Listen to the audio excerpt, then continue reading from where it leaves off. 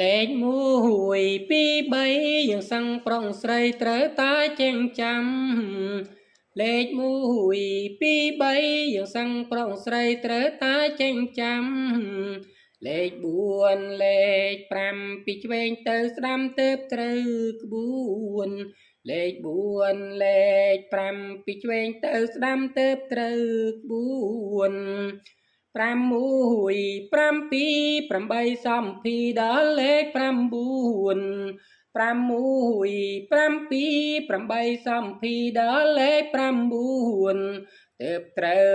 តាមក្បួនខាងក្រោយចុងជួនគឺលេខ10ទើបត្រូវតាមក្បួនខាងក្រោយចុងជួនគឺលេខ10លេខ1 2 3យើងសឹងប្រុងស្រីត្រូវតែចេញចាំលេខ1 2 3យើងសឹងប្រុងស្រីត្រូវតែចេញចាំលេខ4លេខ5ពីឆ្វេងទៅស្ដាំទៅត្រូវក្បួនលេខ4លេខ5ពីឆ្វេងទៅស្ដាំទៅត្រូវក្បួន6 7